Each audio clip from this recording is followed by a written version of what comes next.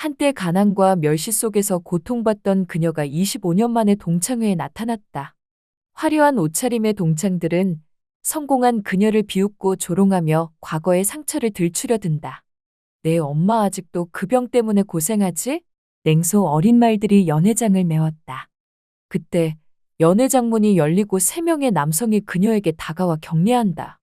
총장님, 그들의 등장에 연회장 전체가 숨을 죽였고 과거의 괴롭힘 가해자들은 점점 움츠러들 수밖에 없었다. 이제 가장 높은 곳에서 가장 낮은 곳으로 추락하는 이들의 운명이 시작된다. 새벽 3시 긴급 전화벨이 어둠을 가르며 울렸습니다. 강중령님, 북한 전투기 2대가 군사분계선 인근에서 위협 비행 중입니다. 우리 영공 침범이 우려됩니다. 순간 온몸에 신경이 곤두섰습니다. 침대에서 벌떡 일어나 재빨리 제복으로 갈아입고 작전실로 달려갔습니다. 차가운 새벽 공기가 폐부를 찌르는 듯했지만 머릿속은 이미 선명하게 깨어 있었습니다. 작전실은 긴장감으로 가득했습니다. 대형 스크린에는 빨간 점으로 표시된 북한 전투기가 군사분계선을 향해 빠르게 움직이고 있었습니다. 상황 보고해주세요. 제 목소리는 의도적으로 차분했습니다. 북한 미그 29기 2대가 북방 한계선을 향해 고속 접근 중입니다. 이미 우리 F-15K 2대가 긴급 발진했습니다. 스크린을 바라보며 침착하게 지시를 내렸습니다. 손은 떨렸지만 목소리는 단호했습니다. 우리 전투기에 지시하세요. 경고 교신 실시하고 무선 침묵 유지하는 적기에는 차단 기동을 준비하라고요. 그러나 절대 먼저 공격적 행동은 하지 말 것. 작전실의 모든 이들이 숨죽이고 스크린을 지켜봤습니다. 제 등에서는 식은땀이 흘렀지만 얼굴은 철저히 통제했습니다. 이런 순간에 지휘관의 동료는 전체 부대의 혼란으로 이어질 수 있다는 것을 알았기 때문입니다. 적기가 방향을 바꿨습니다. 북쪽으로 선회 중. 안도의 한숨이 나왔지만 본능적으로 이것이 끝이 아님을 감지했습니다. 모든 부대의 경계 태세를 유지하라고 지시하세요. 이것이 교란 작전일 수도 있습니다. 제 예감은 정확했습니다. 30분 후 다른 지역에서 또 다른 북한 전투기가 나타났지만 우리는 이미 준비되어 있었습니다. 두 번째 도발 시도도 성공적으로 차단했습니다. 스크린의 빨간 점들이 북쪽으로 사라지는 것을 지켜보며 문득 고개를 들어 창밖에 희미해지는 별들을 바라봤습니다. 어둠이 물러가고 동이 트기 시작했습니다. F-15K 전투기 조종사로 5년을 보낸 후 전투 비행단 지휘관이 된 지 6개월 만에 맞닥뜨린 첫 위기였습니다. 32의 나이에 이 자리에 오른 것은 공군 내에서도 화제였지만 지금 이 순간 제가 증명한 것은 나이나 성별이 아닌 위기 대응 능력이었습니다. 별이 빛나는 하늘을 올려다보며 문득 어린 시절 그 별빛에 의지했던 순간들이 떠올랐습니다. 어머니가 처음으로 이상한 행동을 보이기 시작했을 때 저는 12살이었습니다. 서진아, 저기 봐. 하늘에서 누군가 우리를 지켜보고 있어. 어머니는 창가에 서서 허공을 가리키며 속삭였습니다. 그때는 그저 어머니가 장난을 치시는 줄 알았어요. 하지만 그날 이후로 어머니는 점점 더 많은 목소리를 듣기 시작했고 보이지 않는 무언가와 대화를 나누곤 했습니다. 괜찮으세요, 엄마? 제가 조심스럽게 물었을 때 어머니의 눈빛은 이미 멀리 다른 세계를 바라보고 있었어요. 의사는 어머니가 조현병이라고 했습니다. 그 말이 무슨 뜻인지 완전히 이해하지 못했지만 한 가지는 확실했어요. 제 일상이 완전히 뒤바뀌었다는 것. 아버지의 작은 회사는 어머니의 병원비를 감당하지 못하고 파산했습니다. 우리가 살던 아파트는 경매로 넘어갔고 어머니는 결국 요양원에 입소하셨어요. 마치 하룻밤 사이에 모든 것이 무너진 것 같았습니다. 그럼에도 저는 공부만큼은 놓지 않았어요. 중학교 내내 장학금을 받으며 1등을 놓치지 않았죠. 그리고 마침내 명문 서울고의 장학생으로 합격했습니다. 서진아, 내가 자랑스럽구나. 요양원에서 만난 아버지가 제 어깨를 토닥이며 말씀하셨어요. 그의 눈가에 주름이 깊게 패인 것이 마음 아팠습니다. 서울고 첫날 가슴은 기대로 부풀었습니다. 하지만 그 기쁨은 오래가지 못했어요. 요양원 근처의 허름한 기숙사에서 학교까지 1시간 넘게 버스를 타야 했습니다. 첫날부터 제 낡은 교복과 다른 학생들의 번듯한 차림새 사이의 격차가 너무나 뚜렷했어요. 야, 너 왜 교복이 저렇게 구겨졌어? 교실에 들어서자마자 들려온 목소리에 순간 몸이 굳었습니다. 목소리의 주인공은 박미나였어요. 키가 크고 예쁜 얼굴에 자신감이 넘치는 그녀는 반에서 단연 돋보였습니다. 그냥 다리미가 고장나서 억지로 미소를 지으며 대답했지만 사실 기숙사에는 다리미가 없었어요. 미나의 눈빛이 저를 위아래로 훑었습니다. 근데 너 어디 살아? 왜 아침부터 땀 냄새가 나지? 반 아이들의 웃음소리가 교실을 채웠습니다. 얼굴이 화끈거렸어요. 자리에 앉으며 고개를 숙였지만 등 뒤로 느껴지는 시선들이 따가웠습니다. 그날 이후로 미나의 눈에 띄지 않으려 노력했어요. 하지만 제가 수학 시간에 어려운 문제를 풀자 상황은 더 나빠졌습니다. 이번 중간고사 장학금은 강서진 학생이 받게 되었습니다. 축하합니다. 담임 선생님의 발표에 교실이 조용해졌어요. 미나의 표정이 순간 일그러졌습니다. 그녀는 항상 1등을 놓치지 않던 학생이었거든요. 그날 점심시간 급식실에서 혼자 앉아 있는데 누군가 제 어깨를 툭 쳤습니다. 야, 전교 1등이 뭐래? 근데 내 어머니 정신병원에 있다면서? 미나의 말에 숟가락을 든 손이 떨렸습니다. 어떻게 알았을까요? 누구도 몰랐을 텐데. 그건 어떻게? 내 엄마가 너희 아버지 회사 일 처리할 때 알게 됐대. 너희 어머니 조현병이지? 환각 보고 이상한 소리 듣는 거. 마치 바닥이 무너지는 것 같았어요. 숨을 쉴 수가 없었습니다. 제발, 그만해줘. 목소리가 떨렸어요. 뭐, 나도 조현병 걸려? 히히, 미나가 이상한 웃음소리를 내며 주변을 맴돌았습니다. 다른 아이들도 웃기 시작했어요. 그날 이후 학교는 지옥이 되었습니다. 정신병자의 딸이라는 소문은 바람처럼 학교 전체로 퍼졌어요. 제 사물함에는 미친년, 정신병자 딸이라는 쪽지가 붙었고 수업 시간마다 누군가 이상한 웃음소리를 흉내내곤 했습니다. 유일한 위안은 밤하늘의 별이었어요. 야간 자습 후 기숙사로 돌아가는 길 고개를 들어 반짝이는 별들을 바라보곤 했습니다. 그 찬란한 별빛만이 제 마음을 달래주었어요. 서진아, 정태준이 너 본다던데? 어느 날 같은 반 지원이 조심스럽게 말을 걸었습니다. 정태준은 남학생들 사이에서 인기가 많은 학생이었어요. 그냥 소문이야. 신경 쓰지 마. 그러나 다음 날 학교 앞에서 정태준이 저를 기다리고 있었습니다. 너 강서진이지? 이번 주말에 시간 있어? 그의 갑작스러운 관심에 어리둥절했지만 내심 기뻤어요. 누군가 저에게 친절하게 대하는 것이 오랜만이었거든요. 그러나 이 만남은 미나의 분노에 불을 지폈습니다. 다음 날 체육 시간에 미나가 일부러 농구공을 제 얼굴에 던졌어요. 미안, 실수야. 그녀의 목소리에는 사과의 기색이 전혀 없었습니다. 코에서 피가 났지만 보건실에 가는 대신 화장실에 숨어 혼자 닦았어요. 울지 않으려고 이를 꽉 물었습니다. 봄이 오고 학교는 수학여행을 준비했습니다. 제주도로 3박 4일 모두가 기대하는 행사였어요. 그러나 저는 참가할 수 없었습니다. 장학금으로는 수학여행비까지 충당되지 않았거든요. 선생님, 저는 못 갈 것 같아요. 떨리는 목소리로 담임 선생님께 말씀드렸습니다. 그렇구나. 안타깝다. 선생님의 표정에 동정이 어렸지만 그것이 더 견디기 힘들었어요. 수학여행 출발일, 모두가 버스에 탑승하는 순간 미나가 큰 소리로 외쳤습니다. 야, 서진아. 너 혼자 있으면 내 엄마처럼 환각 보면 어떡해? 히히. 주변의 웃음소리가 귓가를 울렸습니다. 아이들이 탄 버스가 떠나고 혼자 남겨진 교실에서 창밖을 바라봤어요. 하늘은 맑았지만 제 마음은 먹구름이 가득했습니다. 그날 밤 기숙사 옥상에 올라가 별을 바라보며 결심했습니다. 다시는 누구에게도 무시당하지 않을 거야. 눈물이 뺨을 타고 흘렀지만 가슴속에서는 단단한 무언가가 자라나고 있었어요. 다음 날 도서관에서 우연히 본 다큐멘터리가 제 인생을 바꿨습니다. 공군 조종사들이 하늘을 날며 별에 가까워지는 모습에 가슴이 뛰었어요. 저거야. 내가 가야 할 곳은. 그날부터 매일 새벽 운동장을 뛰기 시작했습니다. 체력을 키우고 공부도 더 열심히 했어요. 공군사관학교 입학이라는 목표가 생기자 견딜 수 있는 힘이 생겼습니다. 미나의 괴롭힘은 계속됐지만 이제 저를 무너뜨릴 수 없었어요. 제 눈은 더 높은 곳, 저 하늘의 별을 향하고 있었으니까요.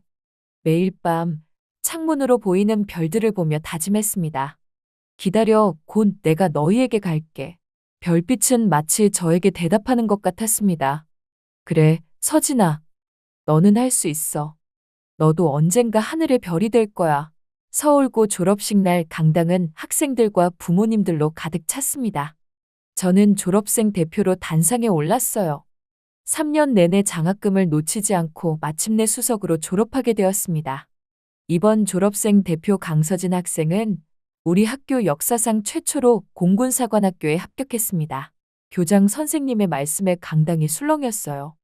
미나의 얼굴이 창백해지는 것이 보였습니다. 그녀의 눈에는 믿기지 않는다는 표정이 역력했어요.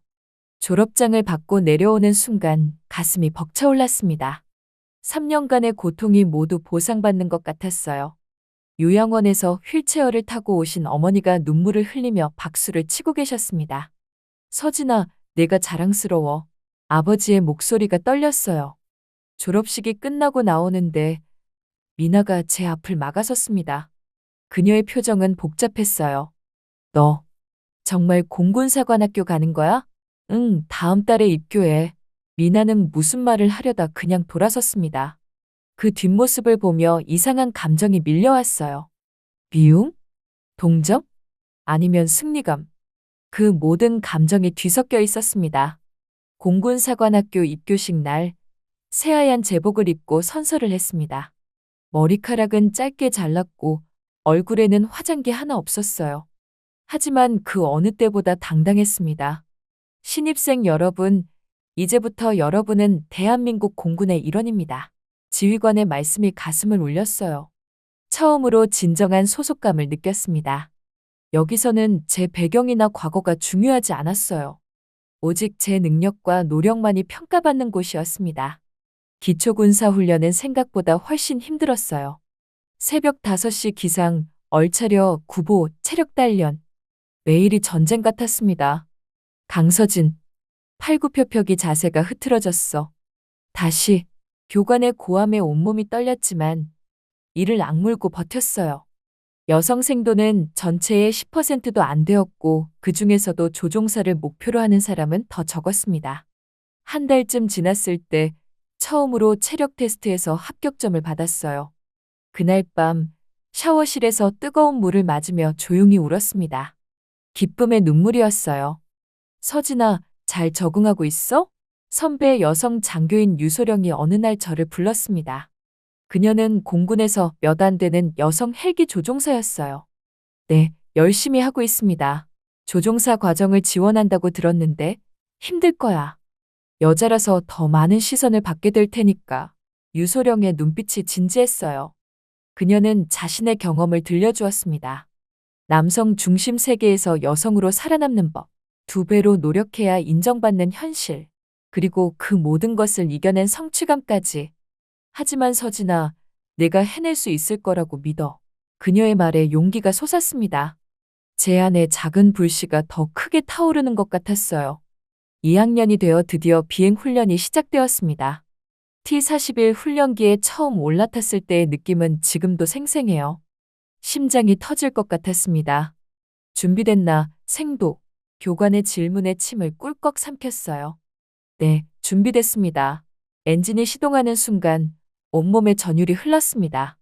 그리고 비행기가 활주로를 달려 이륙하는 순간 제 인생이 완전히 바뀌었어요.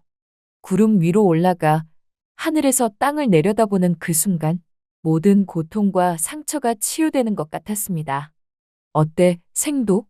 하늘은 말로 표현할 수 없습니다. 너무 아름다워요. 목이 메었어요. 창밖으로 보이는 하늘은 끝없이 푸르렀고 별들은 그 어느 때보다 가까워 보였습니다. 비행 적성 평가에서 최고 점수를 받았을 때 교관들도 놀랐어요. 강서진 생도 자연적 비행 감각이 뛰어나군. 조종사 과정에 추천하겠네. 그 말을 들었을 때 가슴이 터질 것 같았습니다. 제가 꿈꾸던 그 길이 드디어 열리는 순간이었어요. 3학년 때 국방과학연구소와 공동으로 진행하는 세미나가 있었습니다. 그곳에서 임현우를 처음 만났어요. 그는 전투기 엔진 개발 프로젝트를 담당하는 연구원이었습니다. 강서진 생도님 발표 정말 인상적이었습니다. 세미나가 끝나고 그가 다가와 말을 걸었어요. 그의 눈빛은 따뜻했고 목소리는 부드러웠습니다. 처음 보는 사람인데도 이상하게 편안한 느낌이 들었어요. 감사합니다.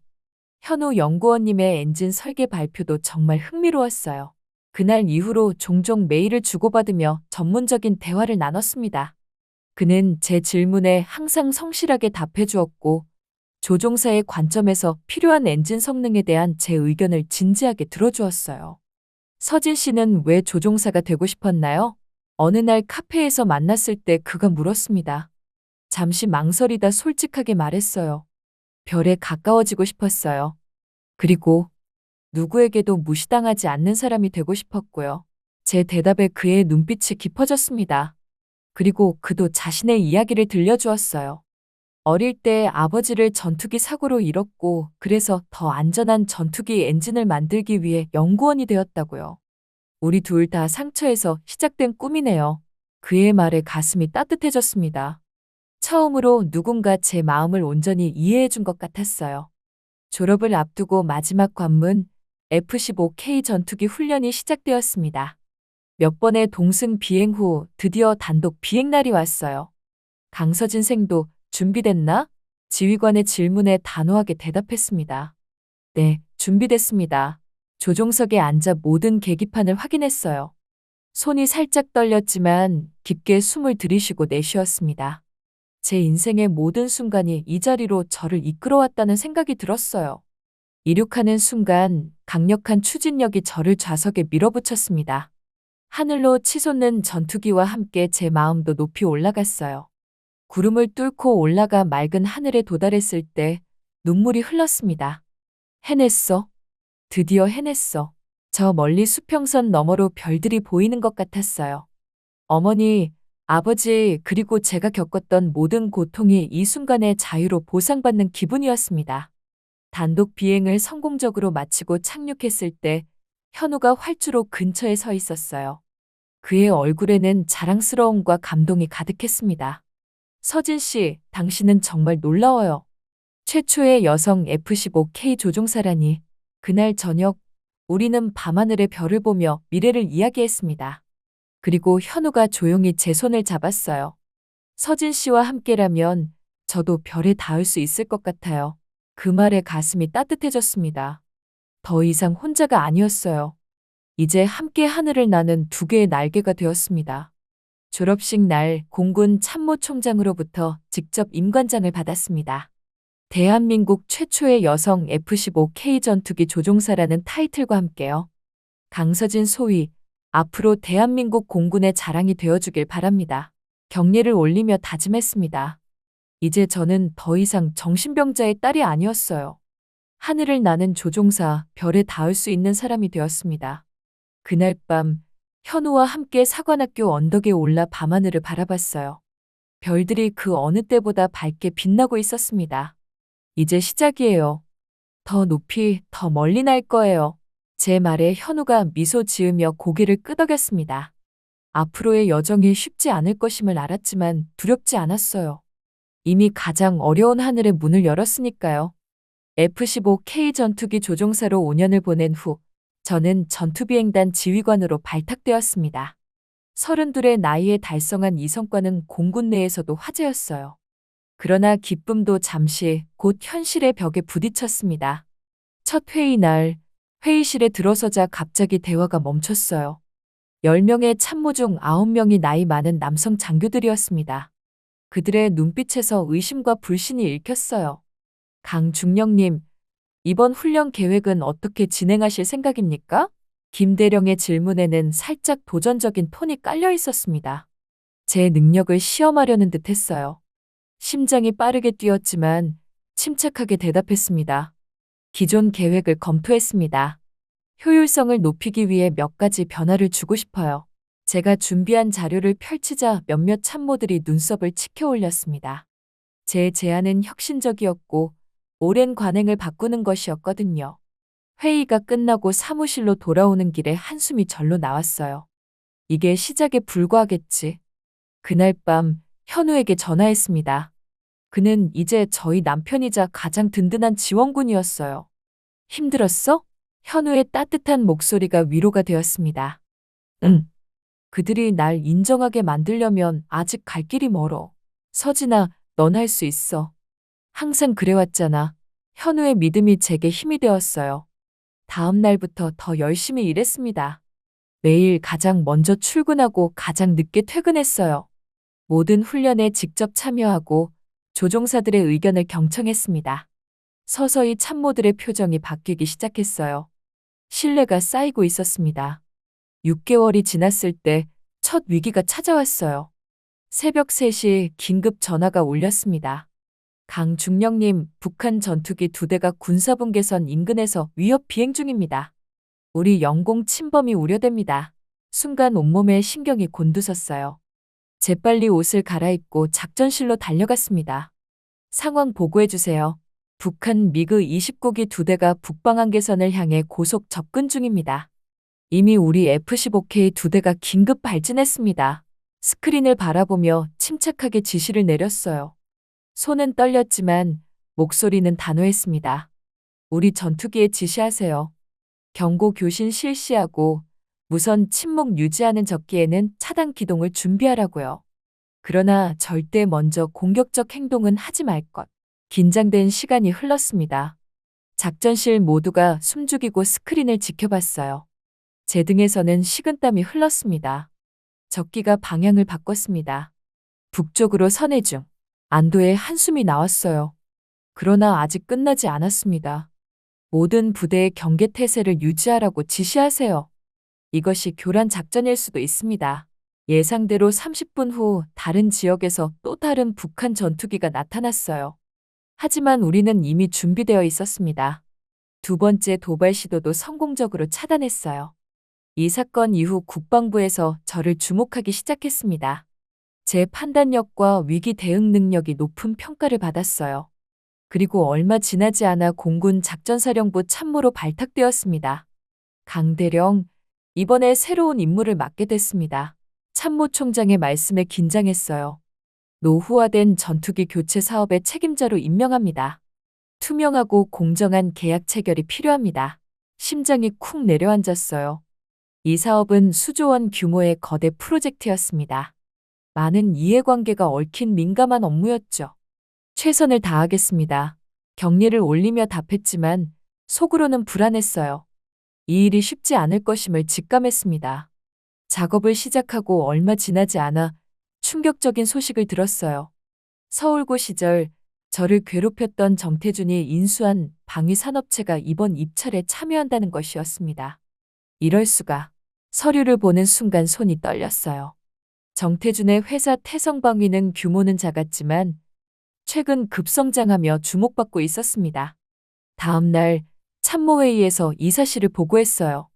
태성방위가 입찰에 참여하는데 제가 대표와 개인적 인연이 있어 이해충돌 가능성이 있습니다. 저를 이 업무에서 제외시켜 주십시오. 참모총장은 고개를 저었습니다. 강대령, 당신의 청렴성을 우리는 신뢰합니다. 오히려 그런 개인적 감정을 제쳐두고 공정하게 평가할 수 있는 사람이 필요합니다. 부담이 컸지만 받아들였어요. 더욱 투명하게 진행하기 위해 모든 회의를 녹음하고 기록했습니다. 어느 날 태성방위 대표로 정태준이 직접 회의에 참석했어요. 회의실에 들어서는 순간 우리 눈이 마주쳤습니다. 그의 눈에 순간 놀라움이 스쳐 지나갔어요. 서진? 정 대표님 반갑습니다. 저는 이 사업의 책임자 강서진 대령입니다. 냉정하게 인사했지만 속으로는 심장이 미친 듯이 뛰었어요. 10년도 더 지났지만 그의 얼굴을 보는 순간 고등학교 시절의 상처가 생생하게 되살아났습니다. 회의가 진행되는 내내 정태준의 시선이 느껴졌어요. 불편했지만 철저하게 프로페셔널하게 행동했습니다. 그러나 며칠 후 충격적인 제보가 들어왔어요. 태성방위가 입찰 과정에서 군 관계자들에게 뇌물을 제공했다는 내부 고발이었습니다. 이런, 머릿속이 하얘졌어요. 개인적 감정을 배제해야 한다는 것은 알았지만 심장이 무겁게 내려앉았습니다. 그날 밤 현우와 오랜 대화를 나눴어요. 어떻게 해야 할까요? 과거의 감정 때문에 더 엄격하게 대하는 건 아닐까 걱정돼요. 현우는 조용히 제 손을 잡았습니다. 서진아, 당신은 항상 옳은 일을 해왔어. 이번에도 그럴 거라고 믿어. 다음날 아침 결단을 내렸어요. 모든 의혹에 대한 철저한 조사를 지시했습니다. 그 과정에서 정태준의 회사뿐 아니라 다른 회사들도 함께 조사했어요. 어떤 편향도 없이 공정하게 진행하기 위해서였습니다. 강대령, 정말 이렇게까지 해야 합니까? 부하 장교가 조심스럽게 물었어요. 네. 국가 안보와 국민의 세금이 걸린 문제입니다. 한치의 의혹도 남기지 않을 겁니다. 조사는 2달간 계속되었습니다. 그 결과 태성방위의 비리가 명백히 드러났어요. 정태준은 여러 군 관계자에게 뇌물을 제공했고 기술 데이터도 조작했다는 증거가 나왔습니다. 최종 보고서를 작성하는 날 손이 떨렸어요. 정태준의 회사를 입찰해서 제외하고 검찰에 고발한다는 내용이었습니다. 개인적 감정이 아닌 증거에 기반한 결정이었어요. 보고서를 제출한 날 밤 홀로 사무실에 남아 창밖을 바라봤습니다. 멀리 보이는 별들이 어쩐지 더 밝게 빛나는 것 같았어요. 내가 옳은 일을 한 걸까? 그때 문자 한 통이 왔습니다. 현우였어요. 자랑스러워. 우리 집에서 기다릴게. 눈물이 핑 돌았습니다. 그래, 이것이 제가 가야 할 길이었어요. 몇 주 후 예상치 못한 소식이 들려왔습니다. 공군 참모총장으로 저를 추천한다는 내용이었어요. 처음에는 믿기지 않았습니다. 제가요? 하지만 너무 이른 것 아닌가요? 강대령, 당신의 리더십과 청렴성이 지금 우리 공군에 필요합니다. 참모총장의 말씀에 가슴이 벅차올랐어요. 이것은 단순한 승진이 아니라 대한민국 최초의 여성 공군 참모총장이라는 역사적인 순간이었습니다. 취임식 날 많은 언론이 모였어요. 카메라 플래시가 터지는 가운데 제 목소리가 또렷하게 울려 퍼졌습니다. 투명하고 강한 공군을 만들겠습니다. 국민의 신뢰를 저버리지 않겠습니다. 연단에서 내려오는 순간 문득 어머니와 아버지가 생각났어요. 요양원에서 휠체어를 타고 TV로 이 순간을 지켜보고 계실 어머니, 그리고 하늘에서 저를 내려다보고 계실 아버지. 보셨나요? 제가 해냈어요. 마음속으로 속삭였습니다. 앞으로의 여정이 순탄치 않을 것을 알았지만 두렵지 않았어요. 이미 저는 별에 닿을 만큼 높이 날아올랐으니까요. 봄비가 내리던 어느 오후 참모총장 집무실에 앉아 서류를 검토하고 있을 때였습니다. 보안비서가 조심스럽게 노크하고 들어왔어요. 총장님, 오늘 도착한 개인 우편물입니다. 하얀 봉투 하나를 책상 위에 올려놓았습니다. 별 생각 없이 봉투를 열었는데 그 순간 숨이 멎는 것 같았어요. 금박으로 장식된 초대장이었습니다. 서울고 25주년 동창회에 귀하를 초대합니다. 손가락이 미세하게 떨리기 시작했어요. 25년. 그 긴 세월이 흘렀지만 학창 시절의 기억은 마치 어제 일처럼 선명했습니다. 특히 박미나의 얼굴과 그녀의 냉소적인 웃음소리가요. 초대장을 내려놓고 창밖을 바라봤어요. 빗방울이 유리창을 타고 흘러내렸습니다. 마치 제 마음속에서 흘러내리는 옛 상처들처럼요. 참석할 생각이세요? 현우가 그날 저녁 초대장을 보고 물었습니다. 테이블 위에 놓인 초대장을 가만히 바라보며 머뭇거렸어요. 모르겠어요. 가고 싶지 않은데. 왠지 도망치는 것 같기도 하고. 현우는 따뜻한 눈빛으로 저를 바라봤습니다. 서진아, 당신은 이제 더 이상 도망칠 필요가 없어요. 당신은 대한민국 공군 참모총장이에요. 그의 말에 가슴이 따뜻해졌지만 여전히 불안했어요. 그날 밤 잠자리에 들면서도 계속 생각이 꼬리를 물었습니다. 가야 할까? 말아야 할까? 결국 참석하기로 결정했어요. 참모들은 모두 반대했습니다. 보안상의 위험이 있다는 이유였죠. 하지만 제 마음은 이미 정해져 있었어요. 과거의 상처와 마주할 시간이었습니다. 동창회 전날 밤 옷장 앞에서 한참을 망설였어요. 공군 정복을 입고 가는 건 너무 과시적으로 보일 것 같았습니다. 결국 단정한 네이비 블루 원피스를 선택했어요. 화려하지 않지만 품위 있는 옷이었습니다. 거울 앞에 서서 오랫동안 제 모습을 바라봤어요. 예전에 왜소하고 움츠러든 소녀는 온데간데였고 자신감 넘치는 여성이 서 있었습니다. 그런데도 가슴 한구석이 여전히 떨렸어요. 걱정 마세요. 내일 저녁에 데리러 갈게요. 현우가 뒤에서 어깨를 감싸 안으며 말했습니다. 그의 존재만으로도 큰 위안이 되었어요. 동창회 당일 호텔 입구에 도착했을 때 다리가 후들거렸습니다. 차에서 내리기 전 심호흡을 크게 했어요. 괜찮아요. 당신은 할 수 있어요. 현우의 격려에 고개를 끄덕였습니다.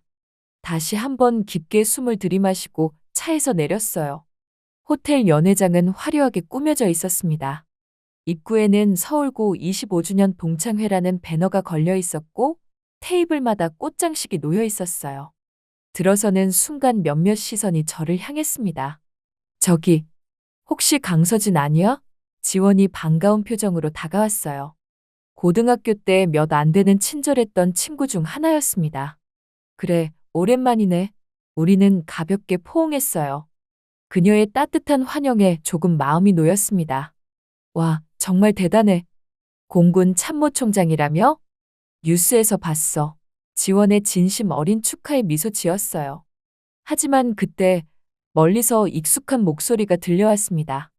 여러분, 우리 학년 유명인사 박미나가 왔어요.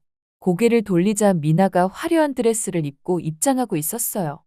여전히 아름다웠고 주변 사람들의 시선을 끌고 있었습니다. 그녀의 팔에는 정태준이 있었어요. 둘은 결혼했던 모양입니다. 순간 가슴이 철렁 내려앉았어요. 정태준도 여기 올 줄은 몰랐습니다. 그가 입찰 비리로 기소된 후 처음 보는 자리였어요. 미나와 제 시선이 마주쳤습니다. 그녀의 눈이 잠시 커졌다가 곧 무표정으로 돌아갔어요. 일부러 저를 모른 채 하는 것 같았습니다. 연회장을 천천히 돌아다니며 다른 동창들과 인사를 나눴어요. 대부분은 제가 참모총장이 된 것을 알고 있었고 호기심 어린 질문을 많이 했습니다. 하지만 미나 무리는 계속 저를 멀리서 관찰하며 속삭이고 있었어요. 서진아, 괜찮아? 지원이 걱정스럽게 물었습니다. 억지로 미소 지으며 고개를 끄덕였어요. 응, 괜찮아. 그냥 좀 어색해서. 식사 시간이 되어 자리에 앉았습니다. 운 좋게도 미나와는 멀리 떨어진 테이블이었어요. 음식을 먹으며 동창들과 가벼운 대화를 나눴습니다.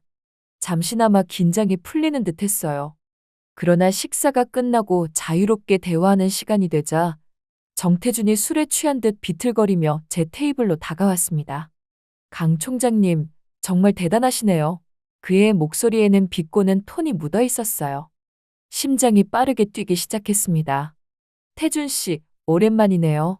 침착하게 대답했지만 손은 테이블 아래에서 떨리고 있었어요. 우리 회사 입찰에서 탈락시킨 것도 공정한 결정이었나요? 아니면 학창 시절 원한 때문이었을까요? 그의 말에 주변이 갑자기 조용해졌습니다. 모두의 시선이 우리에게 쏠렸어요. 목구멍이 바짝 말랐지만 목소리를 단단히 유지했습니다. 모든 결정은 증거에 기반했습니다. 개인적 감정은 없었어요. 정말요? 그럼 왜 다른 회사들은 눈 감아주고 우리만 그렇게 철저히 조사했죠? 정태준의 목소리가 점점 커졌어요. 미나가 다가와 그의 팔을 잡았습니다. 여보, 그만해. 여기서 그런 이야기 하지 마. 하지만 그녀의 눈빛은 다른 말을 하고 있었어요. 마치 이 상황을 즐기는 듯 했습니다. 미나가 저를 향해 미소 지었어요. 하지만 그 미소에는 따뜻함이 전혀 없었습니다. 서진아, 정말 대단해졌네. 근데 내 어머니는 어떠시니? 아직도 그 조현병 때문에 고생하시나? 순간 온몸에 피가 얼어붙는 것 같았어요. 25년이 지났는데도 그녀는 여전히 같은 방식으로 상처를 주려 했습니다. 우리 어머니는 잘 지내, 고맙게도. 목소리가 떨리지 않도록 최대한 노력했습니다. 미나는 가볍게 웃으며 말을 이었어요. 그래? 다행이네. 사실 정신질환은 유전된다고 하던데. 넌 괜찮아? 주변에서 몇몇 사람들의 숨막히는 소리가 들렸습니다. 이제는 분명했어요. 미나는 25년이 지났는데도 전혀 변하지 않았습니다. 정태준이 다시 비틀거리며 앞으로 나섰어요. 총장님, 우리 입찰 좀 다시 검토해 주실 수 없나요? 회사가 어려워서. 그의 말에 미나가 끼어들었습니다. 여보, 그만해. 서진이가 도와줄 리 없잖아. 우린 평범한 사람이고 서진이는 이제 별을 단 사람인걸. 우리 같은 사람들은 신경도 안 쓰겠지. 그녀의 말에 가슴속에서 무언가가 끓어오르는 것을 느꼈어요. 하지만 여전히 침착함을 유지했습니다. 사회자가 단체 사진 촬영 시간을 알렸어요. 모두가 무대 쪽으로 모이기 시작했습니다. 현우가 제 곁으로 와서 손을 잡아주었어요. 괜찮아요? 그의 따뜻한 손길에 약간의 용기를 얻었습니다. 고개를 끄덕이며 사진 촬영장으로 향했어요. 모두가 자리를 잡고 있을 때 미나가 큰 목소리로 말했습니다. 여러분, 사진 찍기 전에 한마디 할게요. 우리 모두 25년이 지났지만 인생은 결국 태생대로 사는 것 같아요. 그렇죠, 서진아? 그 순간 제 안에서 무언가가 툭 끊어졌어요. 25년간 참아온 모든 감정이 한꺼번에 터져 나오려는 것을 간신히 억눌렀습니다. 천천히 앞으로 나섰어요. 미나, 내 말이 맞아. 인생은 태생대로 살게 되는 것 같아. 목소리가 떨리지 않도록 최대한 힘을 주었습니다. 모두의 시선이 저에게 쏠렸어요. 나는 정신병자의 딸로 태어나 괴롭힘을 당했지만 그 경험이 나를 더 강하게 만들었어. 반면 너는 특권 속에서 자랐지만 25년이 지난 지금도 남을 깎아내려야 자신의 가치를 느끼는구나. 미나의 얼굴이 창백해졌습니다. 입을 열려다 다시 다물었어요. 그때 연회장문이 열리고 3명의 남성이 들어왔습니다. 모두 공군 정복을 입은 장교들이었어요. 그들은 제게 다가와 경례를 올렸습니다. 총장님, 긴급 회의 준비가 완료되었습니다. 차량이 대기 중입니다. 그들의 등장에 연회장 전체가 숨을 죽였어요. 미나와 정태준의 얼굴에서 혈색이 싹 가셨습니다. 지원과 다른 동창들의 눈은 놀라움으로 커졌고요. 제 옆에 선 현우가 살짝 미소 지었어요. 그가 미리 준비한 것이었습니다. 천천히 일어나 가방을 들고 장교들과 함께 문으로 향했습니다. 문 앞에서 잠시 멈춰 뒤를 돌아봤어요. 미나, 정태준, 그리고 모두들.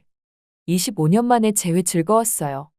국가 업무가 있어 먼저 실례하겠습니다. 당당하게 걸어나가며 속으로 생각했습니다. 이제 정말 자유로워졌구나. 호텔을 나서는 순간 밤하늘의 별들이 그 어느 때보다 밝게 빛나고 있었어요. 동창회 다음 날 아침, 온 나라가 들썩였습니다. 모든 뉴스 헤드라인이 같은 소식을 전하고 있었어요. 공군 참모총장 동창회에서 과거 괴롭힘 가해자들과 감동적 대면. 어떻게 이런 내용이 언론에 새나갔는지 몰랐지만 사무실에 도착하자마자 전화가 끊임없이 울렸습니다. 인터뷰 요청, 축하 메시지, 그리고 지지의 목소리들이 쏟아졌어요. 서진 씨, 괜찮으세요? 현우의 걱정스러운 목소리에 피곤한 미소를 지었습니다. 괜찮아요. 그냥 생각보다 파장이 크네요. 인터넷은 더욱 시끌벅적했어요. 제 이야기가 소셜미디어를 뜨겁게 달구고 있었습니다. 정신질환자 가족의 딸에서 공군 참모총장까지 학교 폭력을 극복한 영웅적 여정 같은 제목의 글들이 퍼져나갔어요. 하지만 모든 반응이 긍정적인 것은 아니었습니다. 일부에서는 제가 개인적 감정으로 정태준의 회사를 탈락시켰다는 의혹을 제기했어요. 가슴이 무거워졌습니다. 참모총장님, 태성방위권에 대한 추가 조사를 어떻게 진행할까요? 부참모가 조심스럽게 물었어요. 잠시 생각에 잠겼다가 결단을 내렸습니다. 완전히 투명하게 진행하세요. 제3의 독립적인 조사위원회를 구성해서 모든 과정을 다시 검토하도록 하세요. 그의 눈에 놀라움이 스쳤어요. 하지만 총장님, 이미 충분한 증거가. 그렇습니다. 하지만 어떤 의혹도 남기고 싶지 않아요. 진실은 언제나 진실로 남을 테니까요. 그날 저녁 뉴스에서 태성방위의 주가가 폭락했다는 소식이 전해졌습니다. 투자자들이 불안해하며 대규모로 주식을 팔아치우고 있었어요. 마음 한편이 무거웠지만 이것은 제가 할 수 있는 일이 아니었습니다. 2주 후 독립조사위원회의 결과가 발표되었어요. 예상대로 태성방위의 비리는 명백했습니다. 오히려 처음 조사보다 더 많은 불법 행위가 드러났어요. 정태주는 구속되었고 회사는 파산 위기에 처했습니다. 그날 밤 요양원에 계신 어머니를 찾아갔어요. 최근에는 약물 치료 덕분에 상태가 많이 호전되어 대화가 가능해졌습니다. 서진아, 내가 자랑스럽구나. 어머니의 주름진 손을 잡으며 눈물이 났습니다. 엄마, 제가 잘한 걸까요? 때로는 너무 냉정하게 굴었던 것 같아 마음이 아파요. 어머니는 따뜻한 미소를 지으며 대답하셨어요. 원칙을 지키는 것은 냉정함이 아니라 용기야. 내가 해야 할 일을 한 거란다. 그 말에 가슴이 따뜻해졌습니다. 어머니의 지혜는 항상 제게 힘이 되어 주었어요. 어느 비 오는 오후 비서가 방문객이 있다고 알려왔습니다. 박민아 씨라는 분이 뵙고 싶다고 하십니다. 순간 심장이 멈칫했어요. 미나가 왜 여기에? 잠시 망설이다 맞이하기로 했습니다. 미나는 예전의 화려함이 사라진 모습이었어요. 소박한 옷차림에 화장기 없는 얼굴 그리고 지친 눈빛이 인상적이었습니다. 오랜만이네, 미나. 그녀는 고개를 숙인 채 조용히 앉았어요. 서진아, 미안해. 그녀의 목소리가 떨렸습니다. 예상치 못한 사과에 잠시 말을 잇지 못했어요. 태준이 구속되고 모든 게 무너졌어. 그제야 내가 얼마나 잘못 살아왔는지 깨달았어. 미나의 눈에 눈물이 고였습니다. 그녀의 모습에 복잡한 감정이 밀려왔어요. 미움? 동정? 아니면 연민? 사과하러 온 거야? 그래. 하지만 이제 와서 무슨 소용이겠어. 25년이나 지났는데 침묵이 이어졌습니다. 창밖으로 빗방울이 유리창을 타고 흘러내렸어요. 미나, 솔직히 말할게. 용서는 이미 오래전에 했어. 하지만 모든 행동에는 결과가 따르는 법이야. 그녀는 조용히 고개를 끄덕였습니다. 눈물을 훔치며 일어섰어요. 그래, 이해해. 그래도 말하고 싶었어. 넌 정말 대단한 사람이 됐구나. 그녀가 떠난 후 창가에 서서 빗줄기를 바라봤습니다. 가슴 속에 무언가가 풀리는 듯한 느낌이 들었어요. 시간은 빠르게 흘렀습니다. 2년 후 명예로운 전역을 앞두고 있었어요. 그동안 공군의 투명성과 효율성을 높이는 여러 개혁을 이끌었고 특히 여성 장교들의 역량 강화에 힘썼습니다. 전역을 몇 달 앞두고 현우와 함께 특별한 계획을 세웠어요. 하늘별 재단이라 정말 의미 있는 이름이네요. 현우의 말에 미소 지었습니다. 정신질환자 가족과 어려운 환경의 청소년들을 지원하는 재단 그리고 미래의 여성 공군 장교들을 위한 멘토링 프로그램까지 오랫동안 꿈꿔왔던 계획이었어요. 제 상처가 누군가에게 희망이 될 수 있다면 그것보다 더 값진 일이 있을까요?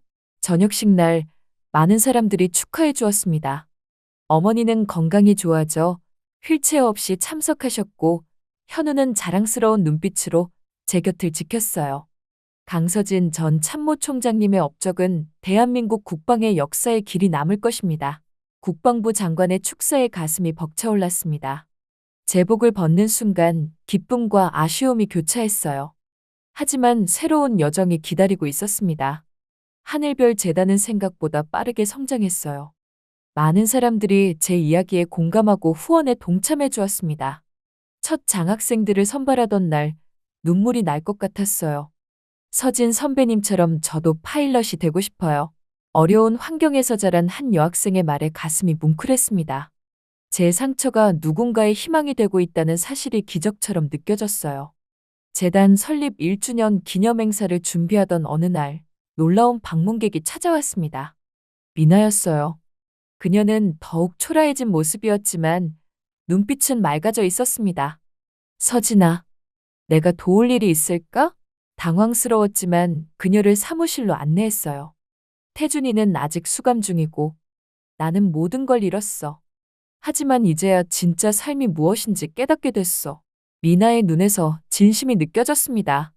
그녀는 떨리는 목소리로 말을 이었어요. 여기서 자원봉사라도 할 수 있을까? 내가 가진 건 시간뿐이지만 잠시 그녀를 바라봤습니다. 과거의 상처와 미움이 완전히 사라졌음을 느꼈어요. 남은 것은 오직 연민과 이해뿐이었습니다. 물론이지, 미나. 우리는 항상 도움의 손길이 필요해. 그날 저녁, 재단 옥상에서 미나와 함께 별을 바라봤어요. 가을밤 하늘은 유난히 맑았고 별들은 그 어느 때보다 밝게 빛나고 있었습니다. 넌 정말 하늘의 별이 됐구나, 서진아. 미나의 말에 미소 지었어요. 우리 모두는 자신만의 별이 될 수 있어. 중요한 건 포기하지 않는 것이지. 그녀의 눈에 눈물이 고였습니다. 진심 어린 후회와 새로운 시작에 대한 소망이 담긴 눈물이었어요. 다시 시작할 수 있을까? 물론이야. 늦은 법은 없어. 그 순간 가슴속에서 마지막 응어리가 완전히 풀리는 것을 느꼈습니다. 과거의 상처는 이제 제 일부가 되어 더 강한 사람으로 만들어 주었어요. 몇 주 후 공군사관학교 초청으로 특별 강연을 하게 되었습니다. 강의를 마치고 현우와 함께 사관학교 언덕에 올랐어요. 그곳에서 바라본 밤하늘은 여전히 아름다웠습니다. 서진아, 행복해? 현우의 질문에 진심으로 미소 지었어요. 네, 정말 행복해요. 이제 제 삶의 모든 조각이 제자리를 찾은 것 같아요. 그의 손을 꼭 잡았습니다. 밤하늘의 별들이 우리를 내려다보고 있었어요. 그 별들 중 하나가 된 것 같은 기분이 들었습니다. 우리 어머니가 항상 말씀하셨어요. 내가 언젠가 하늘의 별이 될 거라고. 이제 그 말씀이 무슨 뜻인지 알 것 같아요. 별을 향해 손을 뻗었습니다. 더 이상 닿을 수 없는 꿈이 아니라 이미 제 안에 있는 빛이었어요. 상처와 아픔을 이겨내고 자신만의 별이 된 모든 사람들처럼 저도 누군가에게 희망의 빛이 되고 있었습니다. 서진아, 봐요. 별똥별이에요. 하늘을 가로지르는 유성을 보며 현우가 환하게 웃었어요. 그 순간 가슴속에서 따뜻한 행복감이 퍼져나갔습니다. 엄마, 아빠 보고 계신가요? 저는 이제 정말 하늘의 별이 되었어요. 마음속으로 속삭이며 밤하늘의 별들을 오랫동안 바라봤습니다.